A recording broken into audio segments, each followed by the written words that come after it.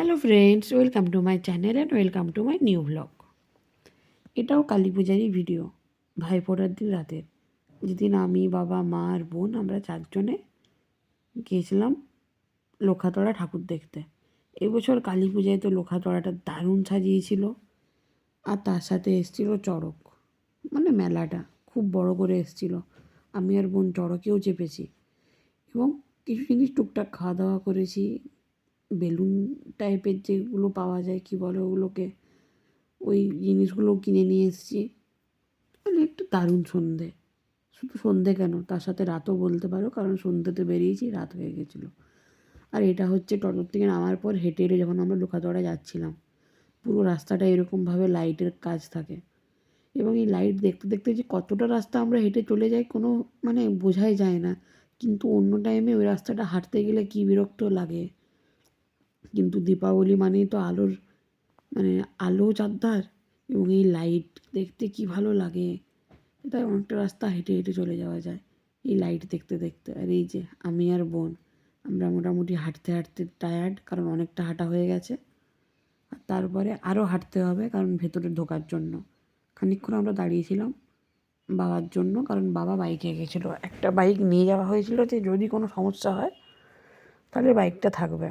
আর এটা হচ্ছে এন্ট্রি গেটের ওখানে যে লাইটের কাজ ছিল, আর এটা এন্ট্রি গেট।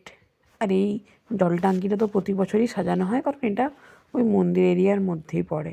তবে এবছর লাইটটা চেঞ্জ করেছে, অন্য বছর গোল্ডেন কালারের লাইট থাকে, এই বছর ব্লু। আর মানুষের ভিড় দেখছো, কত কত মানুষ, যেন মানুষের সমুদ্র একটা, খালি মানুষের মাথা দেখতে পাওয়া যাচ্ছে। আর আমার হাইট এমনিতেই একটু শর্ট, সেই কারণে এত মানুষের ভিড়ে আমি তো খালি মানুষের মাথা দেখতে পাচ্ছি, অন্য কিছু ভিডিও করতে পারছিলাম না। তারপরে অনেক কষ্টে একটু সাইডে গিয়ে হাতগুলো ওপর দিকে করে কিছুটা ভিডিও করতে পেরেছি। গ্রাম মানুষের খুব প্রবলেম।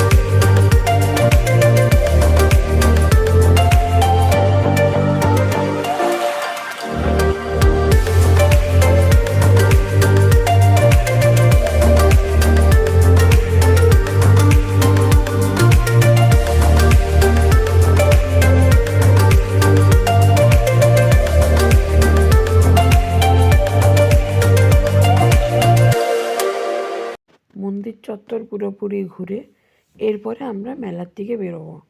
আর মন্দিরের ভেতরেও প্রচুর লাইটের কাজ করে। যারা বাঁকুড়ায় থাকে বা বাঁকুড়ায় ঠাকুর দেখতে আসে, বাঁকুড়াবাসী এবং বাঁকুড়ার বাইরেও থেকে যারা আছে, তারা সবাই জানে যে লোখাতড়ার মানে মন্দিরের ভেতরেও কত দারুণ দারুণ লাইটের কাজ হয়। তো সব কিছু দেখে তারপরে আমরা মেলার দিকে বেরিয়ে গেছি। আর এই করতে করতে আমরা মেলার দিকেও চলে আসি। আর এই হচ্ছে আমাদের লম্বা লাইন। আর এই যে ইলেকট্রিক, এটাতে আমি আর বোন চেপেছিলাম। আমরা ওয়েট করে যাচ্ছি, বোন তো এইভাবে মুখটা জিরাফের মতো বাড়িয়েছিল। তারপরে আমরা শেষতক্ক লাইন পাই মোটামুটি 1 ঘন্টা ওয়েট করার পর। এবং এই হচ্ছে ইলেকট্রিক চড়কটা। যেহেতু এটা একটু বড় ছিল, তাই এক একটাতে 4 জন করে বসতে পেরেছি। আমি, বোন ছিলাম এবং আরও 2 জন ছিল, তাদের আমরা চিনি না, এবং তারা যাতে ভিডিওতে না আসে সেটাই চেষ্টা করেছি, কারণ তারা কমফোর্টেবল কি না আমি মানে বুঝতে তো পারবো না, তাই তাদেরকে বাদ দিয়ে করার ব্যবস্থা মানে চেষ্টা করেছি। তার মধ্যে একটু আধটু হয়তো মুখ চলে এসছে। এটা ছাড়াও আরও অনেকগুলো রাইডস ছিল, কিন্তু যেহেতু আমাদের লেট হয়ে গেছিলো, তাই আমরা খালি একটা রাইডসই চেপেছিলাম। এবং দেখতে পাচ্ছ কত দূর দূর তক্ক লাইটের কাজ।